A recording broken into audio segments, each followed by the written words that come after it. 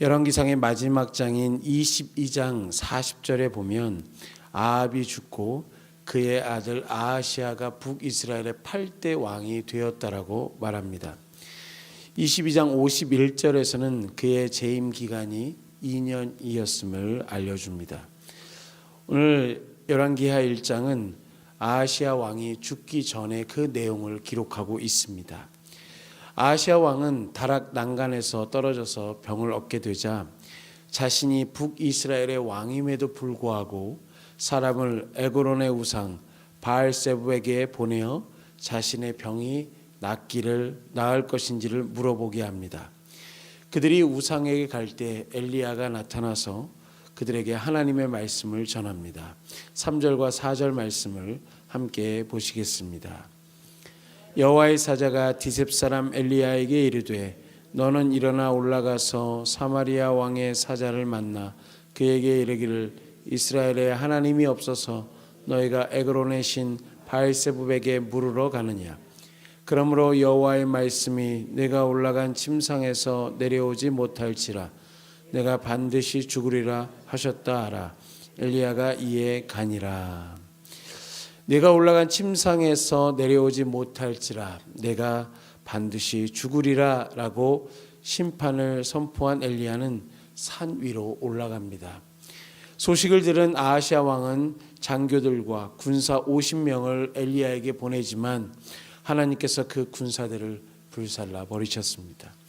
또한 왕이 두 번째 군사를 보내니 똑같은 일이 벌어집니다.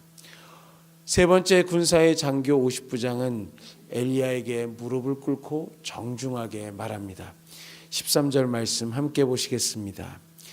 왕이 세 번째 50부장과 그의 군사 50명을 보낸지라 셋째 50부장이 올라가서 엘리야 앞에 이르러 그의 무릎을 꿇어 엎드려 간구하여 이르되 하나님의 사람이여 원하건대 나의 생명과 당신의 종인 이 50명의 생명을 당신은 귀히 보소서.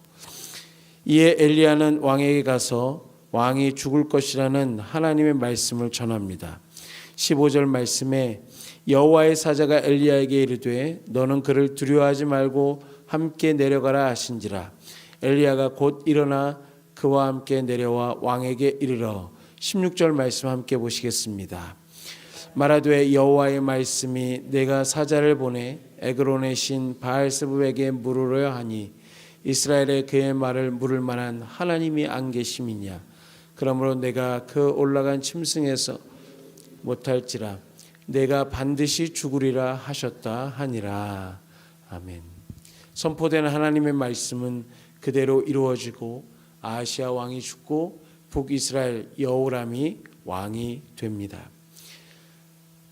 말씀을 정리합니다. 하나님이 세우신 이스라엘의 왕이 어려움을 당하자 우상을 의지했고 하나님께서는 엘리야를 통해서 그 악을 지적하십니다. 죄를 지적하시는 하나님의 말씀 앞에서 여전히 왕은 회개하지 않았고 결국 아하시아는 죽었습니다. 그 아하시아의 죄악으로 인해서 아하시아 왕의 군사들도 많은 수가 희생되게 되었습니다.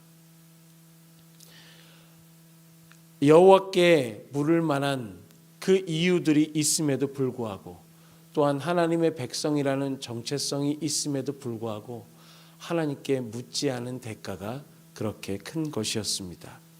하나님을 버리고 다른 것을 섬기는 것, 그것 자체가 하나님께서는 하나님의 수치요 또한 하나님께서 가장 싫어하는 것임을 우리는 보게 된 것입니다. 또한 우리는 그 하나님의 말씀을 또한 저버리고 때로는 뒤돌아섰을 때 하나님께서 경고하시는 그 음성을 듣고 하나님을 두려워함으로 바로 즉각적으로 또한 돌아서야 됨을 이 말씀을 통해서 우리는 알게 됩니다. 우리는 하나님의 말씀을 두려워하며 순종해야 합니다. 우리의 살고 죽는 것은 다른 것을 의지하는 것, 또한 우리가 가장 가치 있다고 의지하는 그것에 달려있는 것이 아니라 바로 하나님의 말씀에 우리의 살고 죽는 것이 달려있다는 사실을 기억하시기 바랍니다. 오늘 우리 이 나라의 지도자들이 하나님을 두려워할 수 있기를 위해서 기도해 주시기 바랍니다. 또한 우리의 가정의 그 가장들이 하나님께 순종하기를 기도해 주시기 바랍니다. 그리고 우리가 우리의 살고 죽는 것이 하나님의 말씀에 달려 있다는 사실을 기억하고 그 말씀에 순종하기를 또한 기도해 주시기 바랍니다. 오늘도 이 말씀을 기억하며 오늘도 하나님을 두려워하고 하나님의 말씀에 순종하며 살아갈 수 있게 해달라고 함께 기도하시겠습니다.